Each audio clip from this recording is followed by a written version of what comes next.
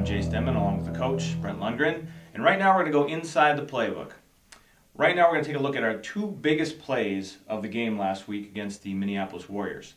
First play was a defensive turnover done by Jeremy Gordon, and then after that set us up in a real good position to score a touchdown that got us back in the game in the third quarter.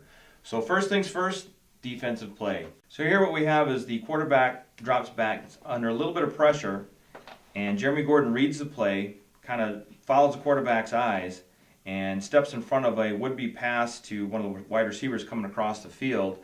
And if it wasn't for Jeremy Gordon, I think Dante would have been back there to pick that one off as well. So, Coach, what can you tell me about that play?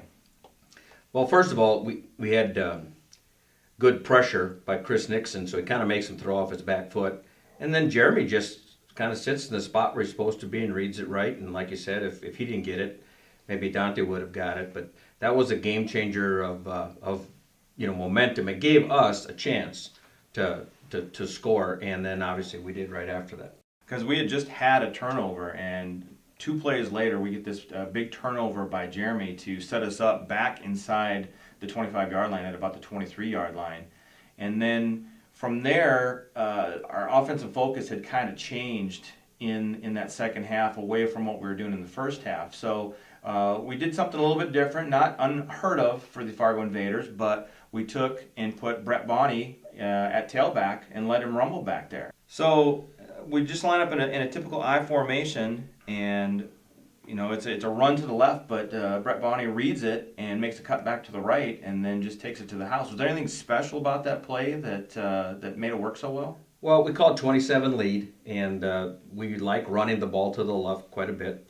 So anyway, it's just zone block to the left, and then just kind of what shows up. So if guys try to cross our face, we'll just go with them, and then Brett just made a nice cut on the run at the line of scrimmage, and then when he got the second level, made a nice cut on the safety, and he had about a 23-yard touchdown run. Yep, he sure did. And those were the 2 momentum-changing plays in that game after kind of getting a little bit behind more on that first play, that first drive of the Minneapolis Warriors in the second half. The interception and the obviously ensuing touchdown run really changed momentum back into the Fargo Invaders' favor. Right, exactly. That's pretty much exactly what happened. And that was what we were hoping to happen. Our whole focus, we just had bad field position the whole first quarter. It was always on our end, and so I think 3 possessions we were inside the 10 every time trying to go out. And I just didn't want to, offensively turn the ball over, give them a short field for them to take advantage. And so we just kind of were conservative. We just kind of thought, well, maybe we could break one here or there. And then, punt the ball. And, we punted more times Saturday than I think we did all last season. So Lazan probably has a sore leg. But and then we were just waiting to capitalize. We did have a nice drive. We threw the ball in the end zone, and it wasn't picked off. But it was, in the end zone, they got on the 20. First play, they throw the interception, and our guys are pretty jacked up at that point, and then 2-3 plays later, we're in the end zone. Absolutely. So now the score is, what? 9-7. 9-7, yeah. That was Coach Lundgren taking us inside the playbook there.